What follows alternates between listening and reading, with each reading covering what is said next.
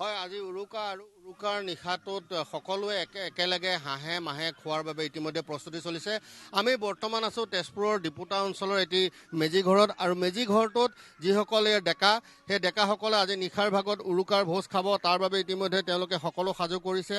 আমি উল্লেখ কৰিছোঁ যে হাঁহে মাহে যিহেতু এসাঁজ খাব আৰু হাঁহে মাহে এসাঁজ খোৱাৰ বাবে ইতিমধ্যে সাজু কৰিছে। এয়া হাঁহ তেওঁলোকে নিশাৰ যি আহাৰ আচলতে নিশাৰ যি ভোজ ভাত খাব তাৰ বাবে হাঁহ কুকুৰা তেওঁলোকে এনেধৰণে তৈয়াৰ কৰিছে আৰু জুইৰ লৈ আচলতে যি ঠেটুৱৈ লগা ঠাণ্ডা সেই ঠেটুৱৈ লগা ঠাণ্ডাত জুইৰ লৈ এনেধৰণে যুৱকসকলে আজি নিশাটো এই মেজি ঘৰতে তেওঁলোকে সকলোৱে মিলি একেলগে খাব আৰু তাৰ সমান্তৰালভাৱে আমি বাহিৰৰ পৰিৱেশ দেখুৱাবলৈ চেষ্টা কৰিছোঁ।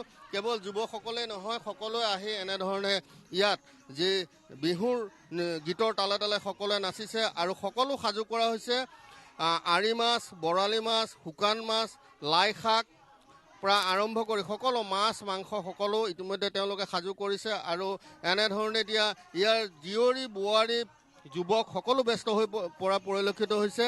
আজি যিহেতু উৰুকাৰ নিশা আৰু উৰুকাৰ নিশাটো সকলোৱে যিহেতু একেলগে পৰিয়াল সকলো মিলিত হৈ এনেধৰণে খাব আৰু আমি দেখুৱাইছোঁ সেই পৰিৱেশ সকলো জীয়ৰী বোৱাৰী এনেধৰণে বিহুৰ যি গীতৰ তালে তালে এনেধৰণে নৃত্য কৰা পৰিলক্ষিত হৈছে।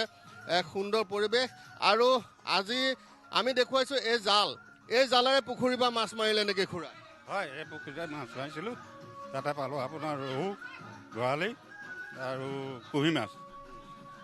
তাকে ৰাতি এসাঁজ খাম বুলি আৰু জাল মাৰি আনিলোঁ।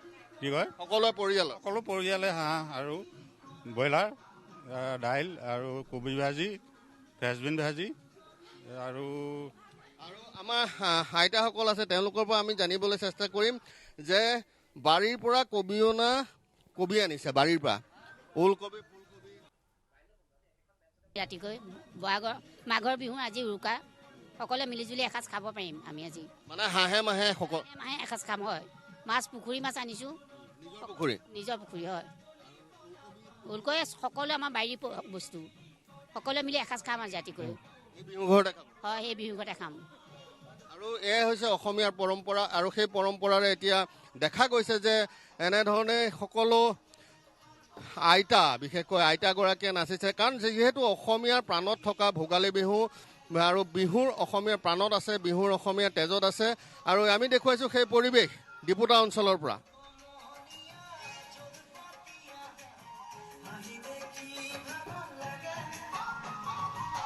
ধন্যবাদ জনাইছো আপোনাক। এই মুহূৰ্তত এয়া হৈছে তেজপুৰৰ পৰিৱেশ আপুনি খুব সুন্দৰকৈ দেখুৱালে। আমি ৰাজ্যৰ বিভিন্ন প্ৰান্তৰ পৰিৱেশ এনেধৰণে পোনপটীয়াভাৱে দেখুৱাই যাবলৈ যত্ন কৰিছোঁ।